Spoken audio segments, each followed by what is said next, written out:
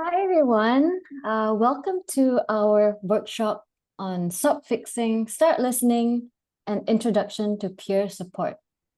I'm Sabrina Uy, not Oi.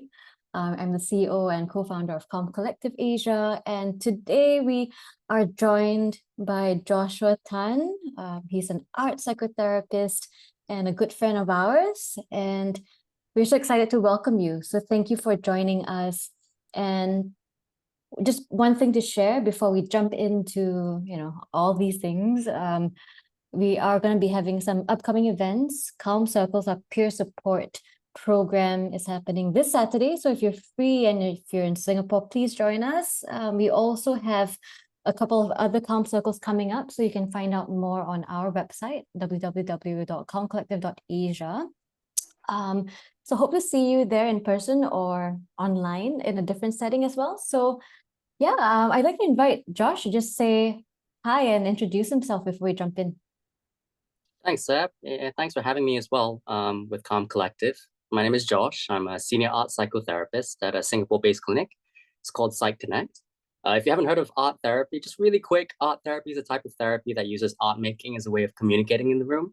So you don't need to be good at art as long as you're open to using imagery to explore how you think and you feel. And as a therapist that uses art, I have to learn really well how to listen.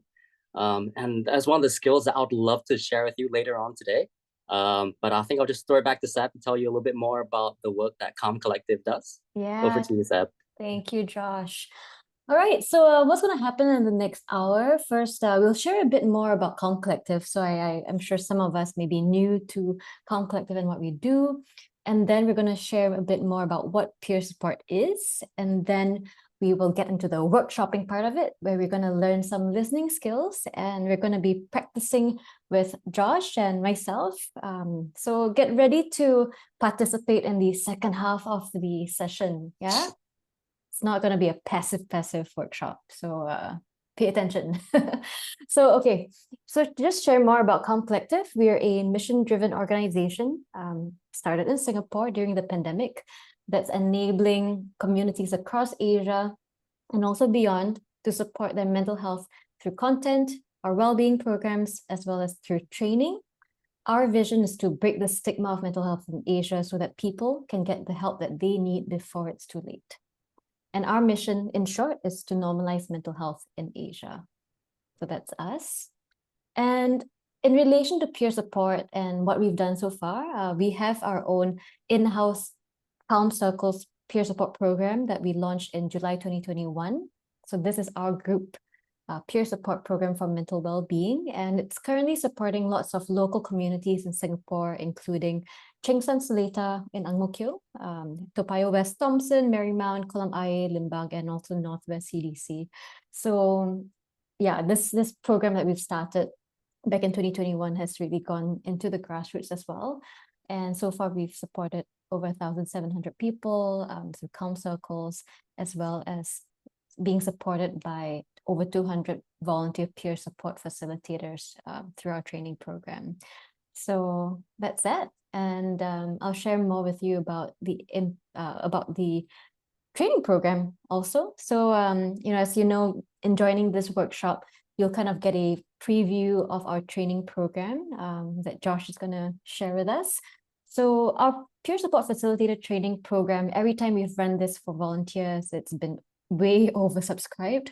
And the way that we do this is through a hybrid format where it's a combination of self-paced learning on a training platform as well as live training sessions, usually led by a mental health professional, as well as supported by someone from the Calm Collective team. It might be myself, could be someone else from our volunteer pool. And what you'll learn is basically four main modules. Firstly, you learn about mental health literacy, really understanding what mental health is all about and what it's not. And then we also share about self-care and self-compassion. We really believe that it's super important for us to be able to take care of ourselves as we're taking care of others. And then we'll go into those peer support skills that are very essential when you're out there supporting someone else, from deep listening. And we also teach you how to do peer support in a group setting. So if you want to look at the top right, that's the an excellent testimonial from one of our peer support facilitators, sharing that the program that we've put together is by far the most comprehensive, clear, and concise for understanding and application, which, I think our team was very proud to actually receive that compliment. And some of the trainers that you'll meet along the way include Josh. You can see him there and in real life here. So it's really cool to see this side by side. But you also meet Dr. Syed Harun Al-Habshi. He's a psychiatrist. We also have Dr. Karen Poo and Shamin, who are both clinical psychologists. So yeah, that's about our training and a bit more about our impact thus far. We're still impacting as we speak.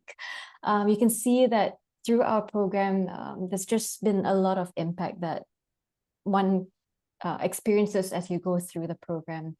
We've seen folks realizing that they can understand the ways that they can contribute to the community better. They're more aware of the needs of the community, and also there's an increase in understanding around how they're able to support those who are struggling mentally and emotionally. Yeah. So okay, here are some testimonials as well. So I just leave this here. I will not read everything. But basically we're seeing how it's been a really open and affirming space for people to learn together. And that's really in line with one of our values of inclusivity when it comes to any of the content or the programs that we put out as Calm Collective. And there's also another point around shining a light on new perspectives to understand mental health and to also learn how to manage our own mental health better and pay it forward. Yeah. So just to share a bit more about understanding peer support, I'm going to hand it over to Josh to share more about what this is all about. Yeah, thanks, Sabrina. So once again, welcome to those who have just joined us. My name is Josh. I'm an art psychotherapist. I had the privilege of running some of the really early iterations of Calm Circles, which was the peer support group that Calm Collective was running towards the tail end of the pandemic. So the question is, what is peer support? Or what is that all about, right? I think most of us would understand when we say with an Asian culture and with the stigma of seeking help for mental health, we are more likely to trust those people close to us. And actually that turns out to be the same in mental health as well. A survey done in Singapore just last year found that almost 78% of people, which is 4 in 5 people, prefer to seek informal help from their loved ones, their friends, their colleagues, rather than a professional mental health provider. So I think there's a space there for peers to support one another. And if we go on to the next slide, so what is peer support really? I think as us Asians, wherever you're tuning in from across Asia today, as we move towards a more modern, developed world, I think as we moved into cities, away from our traditional communities, our villages, over the past decades, I think we've lost a lot of that informal support that those communities used to offer. And I think peer support now it's a great way to reintroduce that informal space again, where we can listen, we can connect, we can support each other with empathy. So in a healthier and more informed way, because some of our past communities and the way that we listened perhaps wasn't as helpful. So I just want to be very clear here. We're not training you to be therapists, but I am, and the other therapists are also going to be sharing some really helpful skills to help you in supporting your own peers, because you have a really important role in supporting us as therapists. Let me explain a little bit more on the next slide. So if you look at the bigger picture, right, of mental health care, think of it as a mountain. The higher you climb, the more guidance, the more expertise you're going to need. But as you can see there on that second level, informal community care, that is where you come in as a peer supporter. There's so much work to be done at that level. Why? Because we're working to be preventative rather than reactive. So reactive, really, we're only getting help to people when things get really, really serious, right? We want to move towards a more proactive approach where we can provide low-level support to people in your community before it gets worse. And I think that's an attitude that we need to slowly start to adopt. And it's going to require a few mindset shifts on our part as peer supporters. And I say our part because I'm also still learning. I'm not the expert. I've learned a couple of things and I'm really willing to share with you, but I'm also still learning on my own journey as well. And I think one of the best concepts that I've come across for me in my own journey is the mental health continuum. And that's on our next slide. I think in part of our mindset shifts as peer supporters with mental health, I think it'd be really helpful not to look at mental health as a binary thing, like I'm feeling very good, I'm feeling very bad, because that's what we often do in our society. We think I'm good, I'm bad. But actually, if we can see it as a continuum, a sort of a spectrum, a long line that has lots of stops along the way. And we can move up and down this spectrum over a course of our years, months, even weeks. So if you can see it as rather just good or bad, but lots of different stops along the way, that can help us understand where people might be at. So here we're outlining 4 possible stops along that mental health continuum. You can see they're thriving, and that's where often we hope to be, but we're not always there. Well, that's where we're normally functioning. We're going about our day-to-day work without any interference from our mental health. Sometimes we might be in survival mode. And I see a lot of that when we're very stressed at work. Maybe we're going through a breakup. Maybe there's a lot of things happening at home and you're just trying to hold it together. That's when you're just sort of functioning. And then parts that might require a bit more professional care, when you're struggling, you might be showing a bit more distress symptoms like anxiety, depression. At this point, it's starting to affect your day-to-day functioning. And then, of course, on the end of the spectrum, we might have someone who's in crisis. And that's when they might be having suicidal ideation, they might have been self-harm, and there's functional impairment, so it impairs their ability to function on a day-to-day basis. And that's when they need immediate intervention. But you can see here, it's not just good or bad, there are lots of steps along the way. And as a peer supporter, you're actually really important for those first 2 steps. You're trained to help someone in common distress. But it's also really important, and this is where we'll teach you on the course, to know where your skill set ends and when more intervention is needed in the struggling and in crisis stages as well. But when someone enters professional treatment in those 2 stages, say struggling and in crisis, it also doesn't mean that we completely step away. We go, oh, that's not our job anymore. Because peer support is still really important. It can complement and also even enhance the outcomes that we therapists are working towards, because I only see the person in my therapy room for, say, maybe an hour a week, but they see their support network for the rest of the 23 hours of that day, plus the rest of the 6 days of that week. So in fact, the people who have the most amount of influence would be the people around them. So I'm saying here, don't underestimate your ability to help somebody as a peer supporter. Okay, we can move on to the next one. So how can we get better at supporting others? Of course, because I delivered the listening module of the training program, I'm going to be biased and I'm going to say listening. And I think we need to learn how to listen healthily, which is a bit strange, right? Because you never think that you have to learn that as a skill. We learn in school about history, physics, mathematics, but it's funny how they never really teach us everyday skills like listening. We sort of just pick that up along the way. And to be really honest, myself, I haven't always been a good listener. And I still sometimes make mistakes. And I've had to learn and unlearn a lot of my bad listening habits along the way that I've picked up. And when I first learned about listening, it blew my mind. I thought, wow, this is so helpful, not just as a therapist, but actually in my day-to-day conversations with my loved ones. And that's actually where I've seen a huge impact in working with my own support network in the way that I listen to them. So I think what's really important here is that we're not listening to respond, we're listening to understand. So that's quite a key mindset shift there. We're trying to understand and be curious about the other person. So the title of our talk today, Stop Fixing, Start Listening, refers to the fact that I think you can identify this as well, that we tend to try and fix things immediately, don't we? We listen and then we're trying to give them solutions. But actually, when we truly listen to somebody, it helps to create a safe space where they can share more. It normalizes how they feel. But it also, interestingly enough, it might be counterintuitive, but it empowers them to actually find a solution for themselves once they feel heard. It might not quite make sense to you now, but the more you practice it, the more you realize, actually, when we feel heard, we can make changes for ourselves. So it's really important here that I'm not going to be teaching you a formula. I know we love the 4 things to do when this happens or to do this, but today I kind of want you to see this as sort of a mindset shift on the way that we listen, to kind of change the way that we have our conversations. So in our training, we do deep listening. So that's on our next slide. And there are a few different parts to it that we cover. Today, because it's just an introduction, we're just covering the first few skills, which are known as reflecting and validating.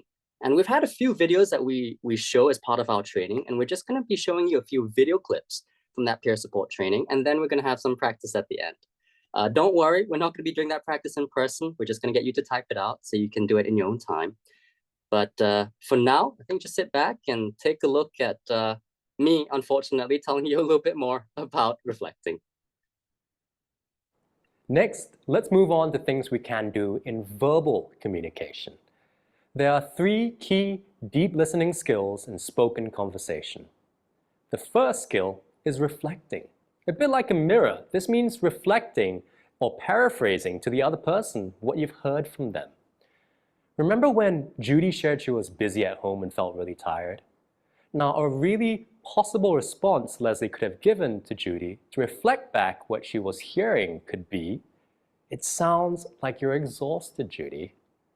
Now, this communicates what Leslie has heard, and equally, it empowers Judy to disagree if she wants. Now, reflecting is a really good way to show that we are listening. And for the other person, sometimes just being able to hear what they said from another person empowers them to clarify the situation. It can also help us check if we're understanding them correctly. Even if we don't manage to be 100% accurate in our reflection, what it does do is that it signals to them that we are interested and we want to understand what's going on for them. Now, you can think of reflecting as having maybe 3 levels of increasing depth. On the surface level, you reflect the situation they're talking about, the details of what happened, who was there, etc. Now, this basic level shows that you're listening. For Leslie, that might sound something like, "Oh, yikes. Sounds like things are really difficult at home." Next, you can reflect the feelings being communicated. This means reflecting the depth of the feeling as well. So Leslie might say, "It sounds like you're exhausted." Lastly, you can also reflect the hopes that you think the other person might be communicating. So if Leslie knows Judy well, she might reflect, "I wonder if you're hoping for a break." Now, these levels take some time to get used to, but reflecting feelings and hopes can show that you're really trying to hear what the other person is trying to communicate to you. But we do have to be mindful when using this, especially when we're trying to choose which level you're comfortable reflecting at. There's no need to jump the gun. For example, at the start of a conversation, you're not likely to have enough information about the other person to be able to reflect their hopes or maybe even feelings without making certain assumptions about them, which might not be healthy. So it might be wise to avoid doing that at that point. Right, so when you reflect or paraphrase, here are a few tips that can help you. First, you can use a phrase that signals the start of your reflection. Saying something like, "It sounds like ... or "I'm hearing that you ... at the start of what you say shows that you're hearing them, yet are also tentative about trying to tell them what is going on. Leslie saying, for example, "It sounds like you're exhausted," would be an example of that.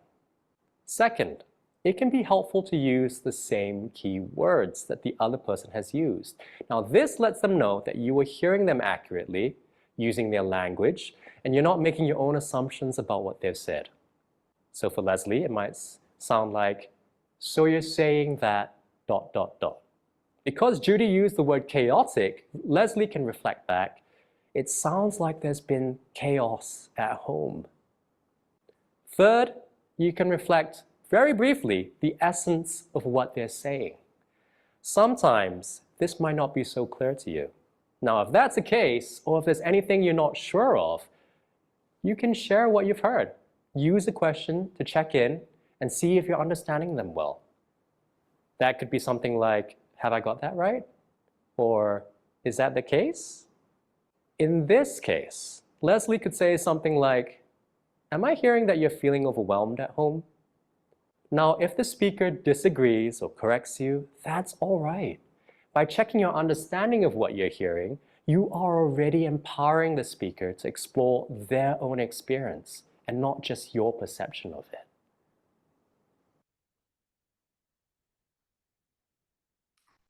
All righty.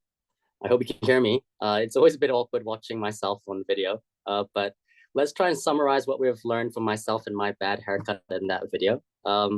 So it's the first skill of reflecting. You know, we so often in listening, we're thinking about how to reply. We're thinking about something else. We're thinking about our shopping list. But actually, if you can just pause yourself and say, hey, I need to be like a mirror here.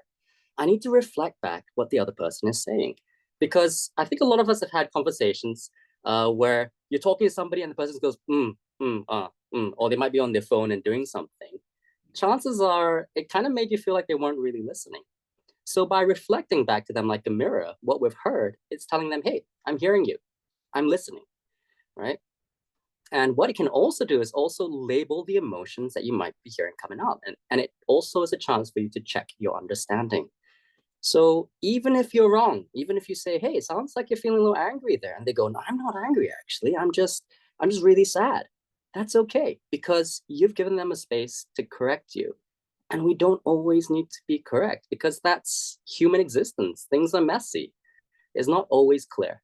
So some of the phrases that we went through that might be helpful to reflect would be, it sounds like you're feeling dash, or it sounds like you hope that, or I like to use I wonder language. So I often will say, I wonder if that made you feel question mark, or I'm hearing that you feel this, or do you mean that you're saying this?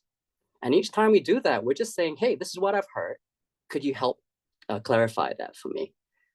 So I also want to make the note here that I'm not trying to give you stock phrases to use. I'm not trying to make you a robot. That is not our idea here. Human existence is, once again, messy, and we will make mistakes. What I am saying is that we just need that mindset shift to try and check back with the person what we're hearing. So it'll take a while. It's a bit like a muscle. When you exercise, the exercise is going to be uncomfortable. It just takes a while to practice it, and you'll find your own words for it. So after reflecting, another step that we can do is something called validating. So we have another video clip that talks a little bit about what is validating. The second deep listening skill is something called validating. Often people don't feel safe enough to share their true feelings, and they need to know that the way they feel is accepted without judgment from you. Validating someone is essentially about telling them, hey, feeling the way that you feel is okay. Validating shows your empathy for them and can continue to encourage them to share. So, when do we use it? It's helpful to pay attention and pick up on signs that someone might benefit from hearing validating words. Some examples include if they apologize or appear embarrassed for sharing how they feel, or if they're quick to dismiss their own feelings, saying things like, oh, other people have it way worse, or it's bad, but I'm okay. Or perhaps they share about how others have invalidated their feelings before, saying things like, I shouldn't have brought it up, or she definitely thinks I'm crazy now. These comments often signal that they might think the way they feel is not valid, and making sharing for them feel very vulnerable. Validating them at this point helps restore safety in your interaction and allows them to feel comfortable to continue sharing their struggles with you. There are so many more ways to validate than these, but it can be a good place to start. With some practice, you'll get a feel for how to validate in your own words, which is the most important. Remember, validating someone's feelings is about showing your empathy and acceptance of their feelings. This creates emotional safety in your relationship with them, even if you've just met them. Your acceptance of their difficult emotions then helps them accept their own feelings, feel safe to have those emotions, and create a healing experience. Now, somebody once complained to me that this means that we're being overly permissive and agreeing to everything, even if it's bad. That's not true. Validating is not the same as agreement. Let me explain. As a peer supporter, you can validate any emotion without agreeing with the other person's opinions, decisions, or actions. That's because validating someone is about accepting and empathizing with how they feel, not commenting on their actions. And hey, in most cases, the way someone feels is valid in their situation, even if you don't agree with their choices.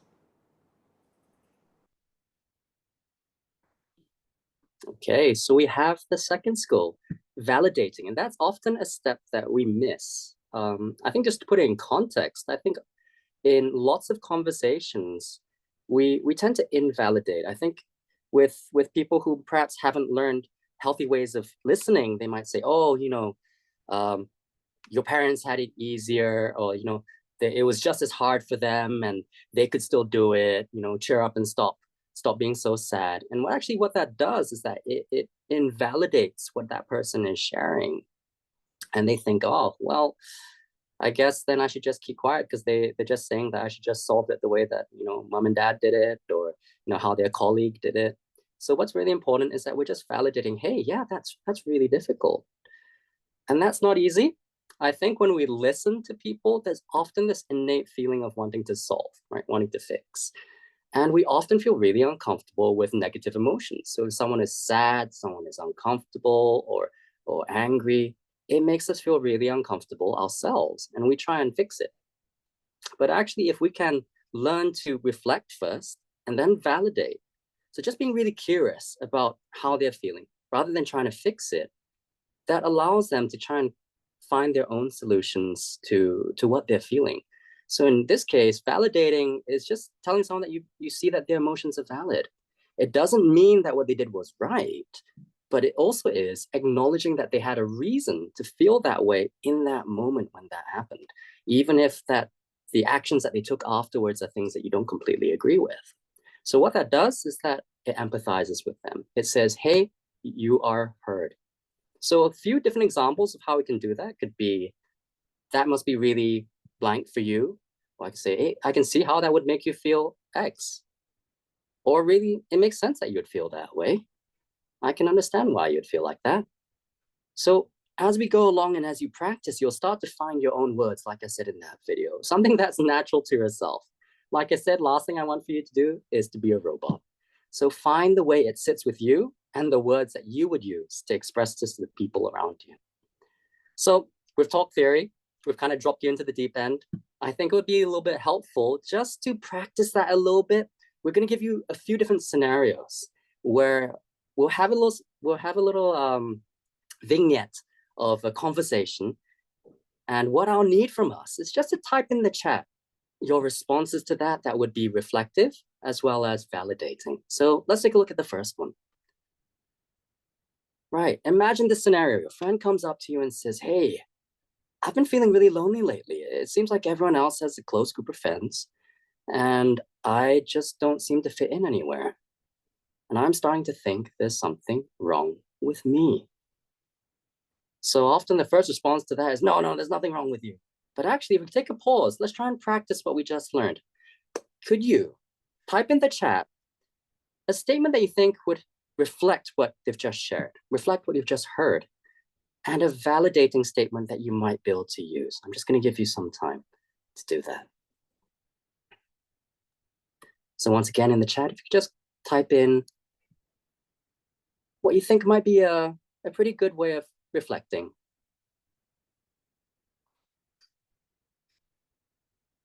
I'm just going to pull up my chat here because I can't really see it. Yeah, Pav says, it sounds like you're really struggling with feeling like you belong. And that's a reflective way. She's taken what that person has just said and reflected it back. Someone else says, it sounds like you've been feeling really lonesome of late. Someone says, sounds like you're feeling isolated. And someone else has also added a validating statement. So it sounds like it's been a challenging time with your friends. I can see how you'd feel lonely and excluded. Or it could just be, I'm hearing that you're feeling lonely. And once again, we're just picking up on some of the key words. And it's okay to repeat it back to them because you're trying to check, is this what they really meant? Someone says, it sounds like you're finding a challenge to fit in with your circle of friends. That person may or may not agree with it. They might say, oh, I actually don't even have a circle of friends. But then that opens up the conversation, doesn't it? So they can say, well, actually, no, I don't really have those friends. And that gives that opportunity to clarify. I think that's the beauty of being able to ask these questions and to reflect. Sab, do you have any thoughts on how you might respond to the situation? Oh man. Yeah, I was thinking the same. Yeah, I just kind of alluding to friends, like, that can actually make them feel even more lonely. Like, but I have no friends, Yeah. right? Even though they might have friends. Mm. So I think it's actually quite enough to just validate and show that you're listening. That like, I think I have a question for you, Josh. Yeah, sure. Would it be okay to say like, oh, I'm sorry you've been feeling really lonely? Mm-hmm. Because I wonder whether that could be a little bit like, oh, sucks for you, you know? Ugh. Yeah, poor you, right? So part of Yeah. empathy is not about looking down at them and, oh, you poor thing, but also empathy is sitting with them and means sitting with them and going like, yeah, that must be really hard. And you're absolutely right. Sometimes if we don't have the words to say, it can just be, hey, I'm really sorry you're feeling like that. We're always trying to think of the best thing to say, but to be really honest, even for myself, to be able to go, wow, that must be really hard. I don't really know how to respond to that at the moment. And that's okay as well, because we are trying to empathize, right? So we're hearing that you're feeling lonely. I see that you're lonely. It's tough to feel like not having friends to connect with. That's fantastic. Someone's asked saying, hey, would it be lame to say, oh, that sucks? Well, I think it's what you're trying to do is respond to what they're saying, and you are expressing it. And what we could do is that we could use their own language again. So rather than say, oh, that sucks, be like, oh, it must be really hard feeling lonely like that. Or like, I'm really sorry you're feeling like that. I think we don't always need to find the perfect one. And as you get more comfortable, I think you'll feel more empowered to be able to use the language that you usually use. But really, what we are trying to do here is express empathy. We are trying to reflect back what we're hearing from them. Yeah. Oh, right. Sab, do you have any more questions for me? I have for a this question for you. Yeah. What would be the model answer, very Asian like that, to a validating statement? I'm gonna say there's no model answer because I want to empower everyone's answer, simply because everyone speaks differently, right? Something that I say might come across as really patronizing if someone else said it, right? It's about the way we say it. And in the training, we talk about the different ways we can also respond, not just verbally, right? But I mean, yes, of course, there's no right answer. I mean, one I was thinking of would be, it sounds like it's been a really lonely time. It must be hard feeling like you can't fit in. Essentially, you're just reflecting what you're hearing and you're allowing them to clarify. And you're also just sort of empathizing with their situation. Yeah. So Yeah. I can definitely think of a bad answer to that. And I think it's something perhaps we've come in contact with, honestly. If someone says, oh, I've been feeling really lonely, one answer I actually have heard in person is, stop being so lonely, lah. Just go and mix. It's so easy to go talk to people nowadays. Why are you feeling so lonely for? Oh no. Yeah. Because that immediately invalidates what they're saying, oh, well, you should just go and solve it immediately. So I'm really encouraged to see the responses that we've had today. And it sounds like you guys are learning the reflection and the validating. Let's go on to the next scenario. Let's take a look at that. Okay, you're at work and a colleague says to you, hey, I'm feeling really overstretched with all my responsibilities at work and at home. Things are worse now that I have to take care of my bedridden parent. I just don't know how long I can keep this up. So this person's been really vulnerable with you and sharing that they're struggling. This could just be over your lunch at work. They're talking about doing their caring for their parent. And I wonder whether you just have to think about it and just type out once again in the chat a statement that you think would be really helpful to reflect to them what you've heard and also to validate how they're feeling. Just going to give you some time to think about that.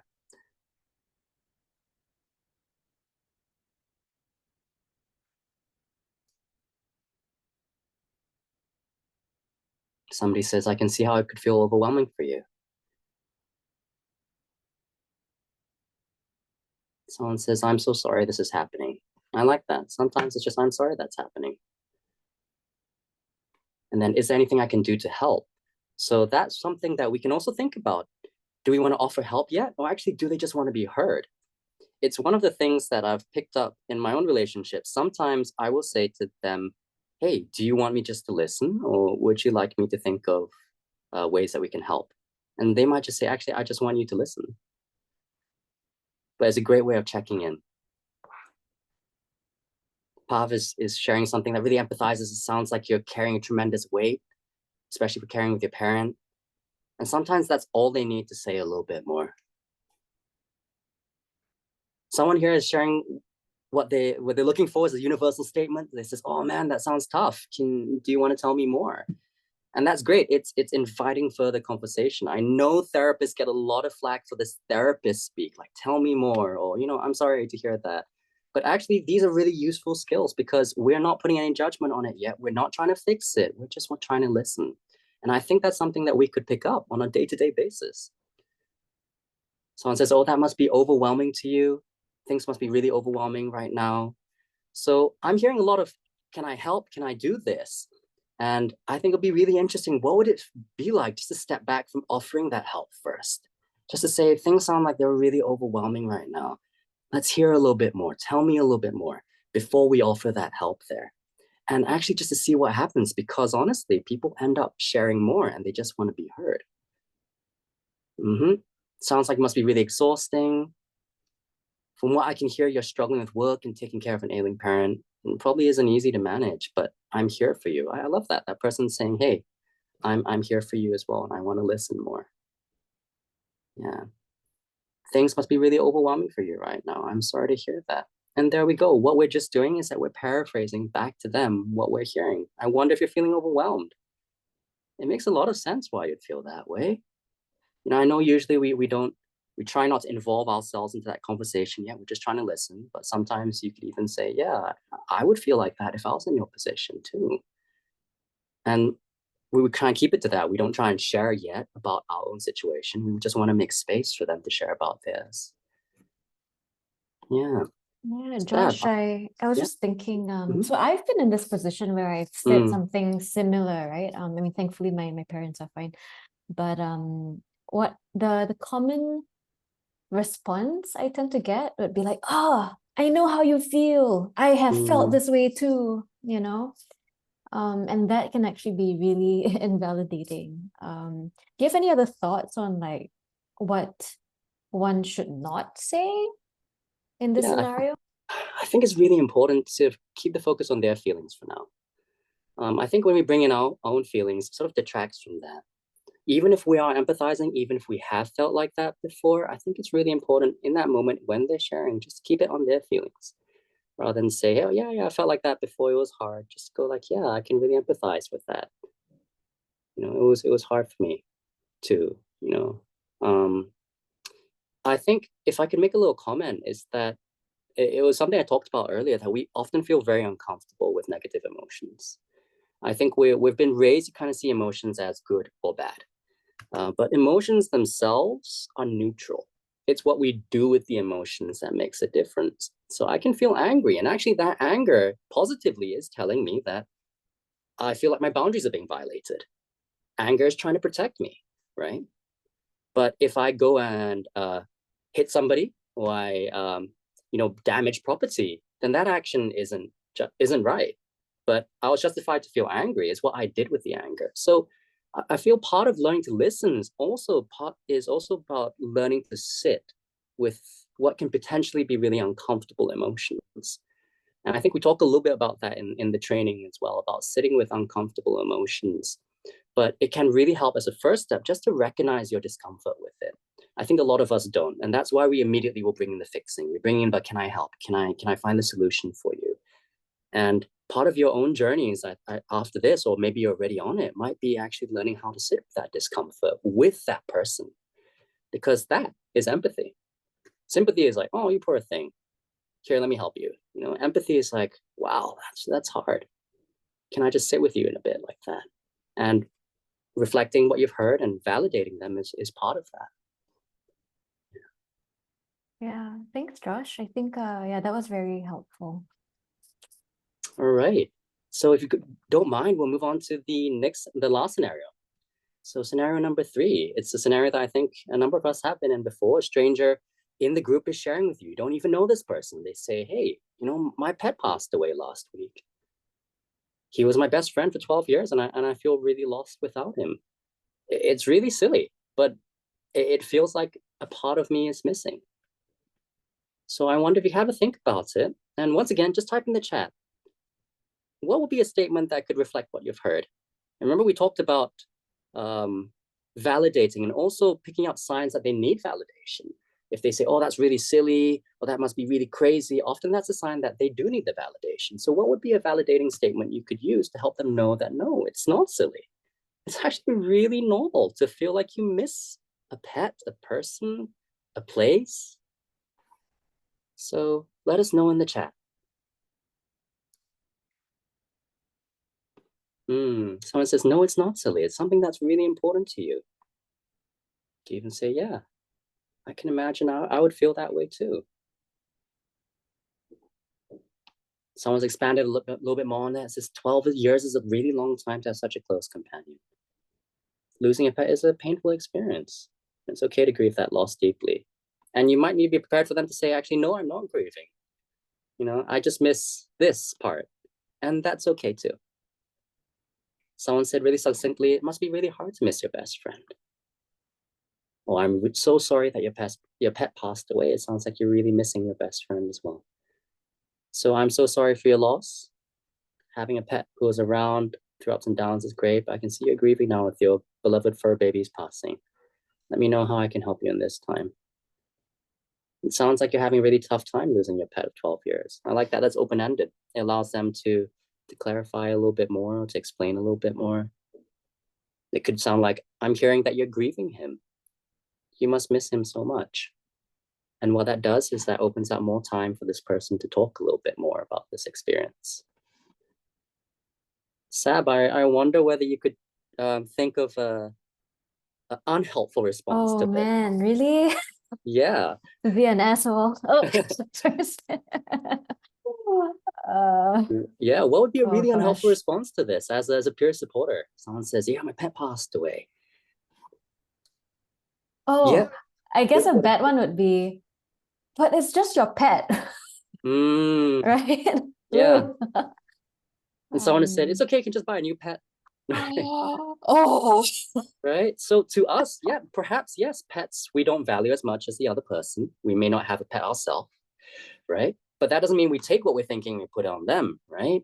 To put this person, this pet sounds like it was part of their family. It was their best friend, right? So that can be often one of the difficulties. What if, some peer supporters will say, what if I can't put myself in their situation? What if I've never been in their situation before? And what I will say to them is that you don't need to be in someone's situation to be able to empathize. You can empathize with that core feeling of loss. Even if we haven't lost a pet, maybe we've lost a parent or a loved one. And these things can still help us connect with that person. And that's really what is key here. We're just reflecting what they're feeling. We're not bringing our own feelings into it yet. Oh, that's so powerful. Yeah, I think a lot of the time when we're providing that peer support, what comes up is like, oh, I've never been through that other person's experience before. I cannot relate. And that kind of like gives us that barrier, like, oh, I don't get it. That person is a lot older than me, or they're going through this experience that I just cannot comprehend, right? And that tends to kind of like shut us away from actually extending that bridge of empathy. But you're so right in saying that we can empathize with the feeling because we've probably felt that same emotion before, and in a different context of our lives. And I think the other thing that came to mind was that we've got peer supporters from like every age and every background, right? And we've had folks who are maybe like 20 years old supporting someone who's 60, right? So obviously the life experiences are completely different. But it doesn't mean that you can't still empathize with the other person. Yeah. Absolutely. And it's about, like you were saying, it's about that curiosity to find out more, even if you don't have that same lived experience. If a 60-year-old was to tell me about the difficulties with being retired, my response to that shouldn't be to invalidate that, because that disconnects, right? It shuts it down, but to express curiosity. And really, I think if there's one thing I want you guys to go away with today, is to adopt an attitude of curiosity about, hey, tell me more. I want to learn more. Even if I haven't gone through that experience, you're the expert on your experience, and I want to hear that.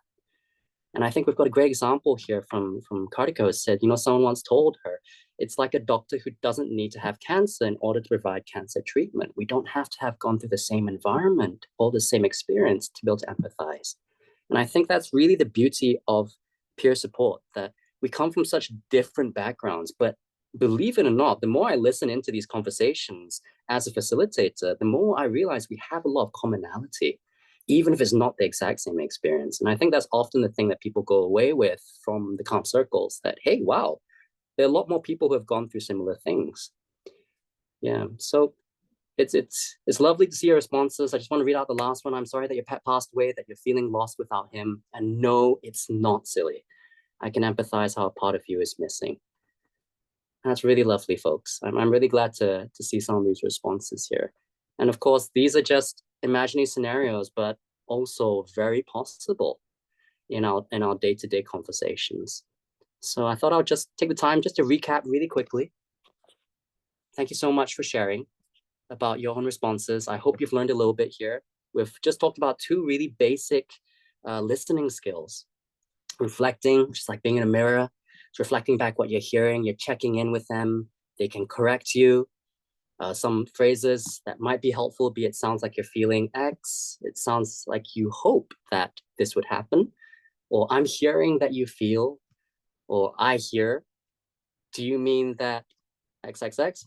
Or it could be, it sounds like X, something really simple like that. And then, of course, the step that we often miss out after reflecting is the validating. We go straight into trying to solve it. Can I help you? Tell me what I can do to help. But what if we could just pause after reflecting and validate instead? Hey, that must have been really hard. Well, I can see how that would make you feel that way. Yeah, and that makes a lot of sense. Or if I was in that position, that would be really difficult too.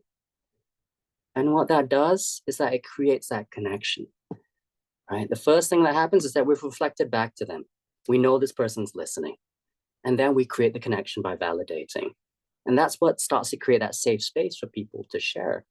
And it's also what often doesn't happen because A, we don't reflect back to them what we're saying, and B, we don't validate what they're saying. And it becomes really hard to create a safe space for them to continue talking. You might realize that your child shuts down after a while because they're not feeling like they're validated. Or you might stop the conversation because you feel like they're not even reflecting back to you what you've just said.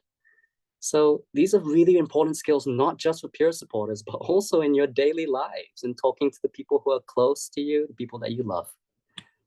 So at this point, I actually also want to make a point about the fact that we've been giving you negative, well, quote unquote, negative scenarios, right? Times when people feel really, really sad or upset.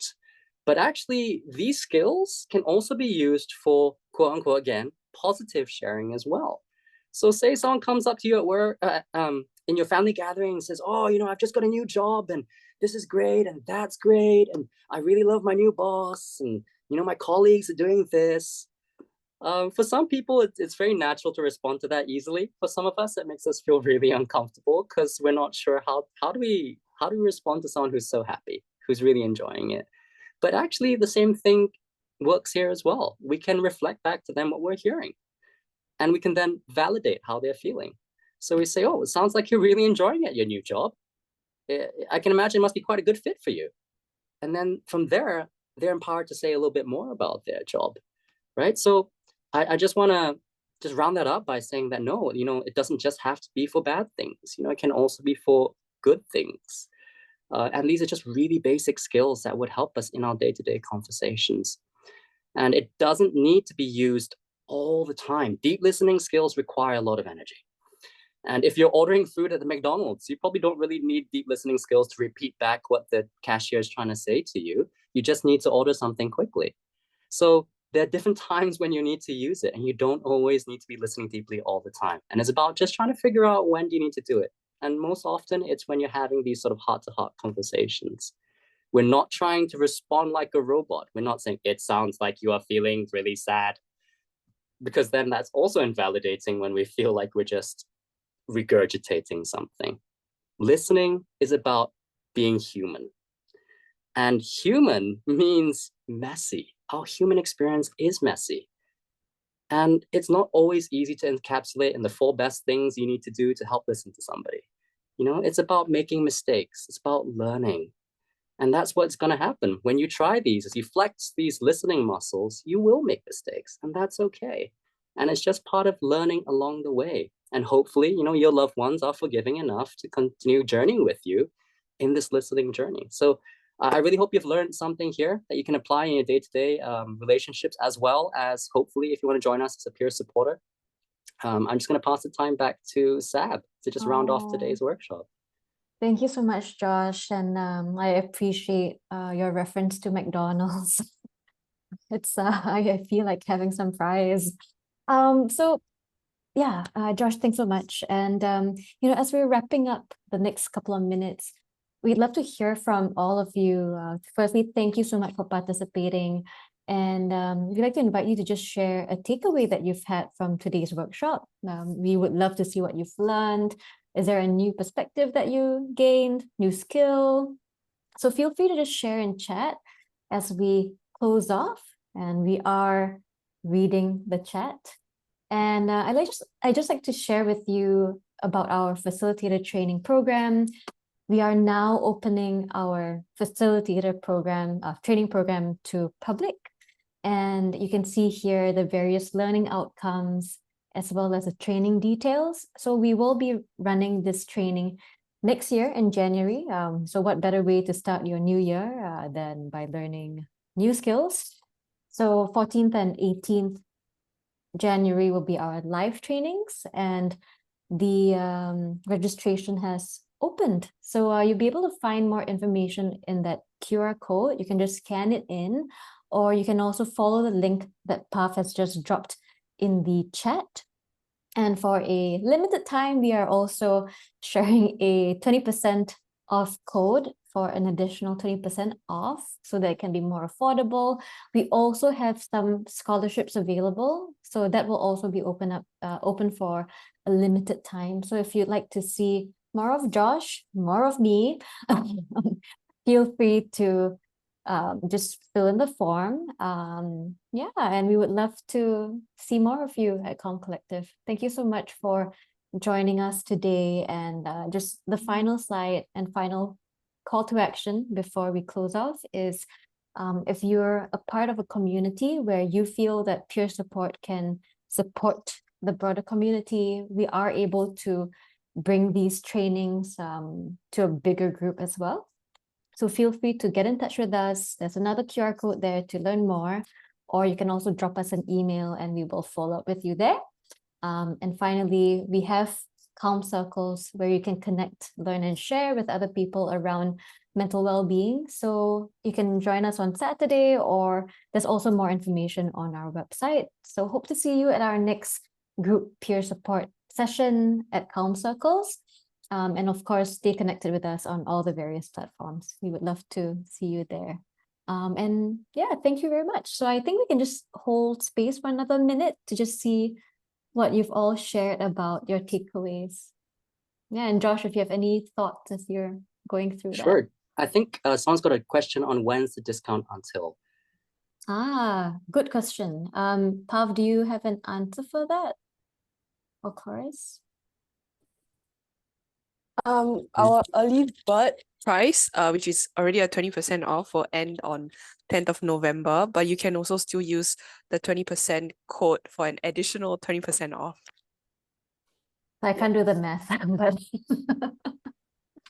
Thanks, Glorious. thank you, Chloris. Yeah, I'm just reading through the responses. Absolutely. It's not easy to practice these skills. And that's why it needs practice. Whenever you do a new exercise, it's going to take a while. It'll feel awkward. And like any muscle, you just have to continue using it. And as you do it, it grows. So yeah, I wish you luck as you grow your listening muscle over time. It definitely isn't always easy. I still make mistakes. But like I said, that's a human experience. Human experience is messy. It's not easily fit into a little box. So thanks so much for joining us, everyone. I'm really enjoying reading your reflections on the side here. If you look at me at the side, I'm over here looking at your chat. Yeah, just about pausing and taking some time to really listen instead of trying to think of ways that you can solve, that you can fix, that you can help. Because actually by listening, you are already helping, believe it or not. Yeah. Okay, so I think we can end here. And everyone, thank you so much for joining us. Have a great rest of your week. It's nearly TGIF. So yeah, take care, everyone, and goodbye. We shall end here. Yeah. Okay. See you.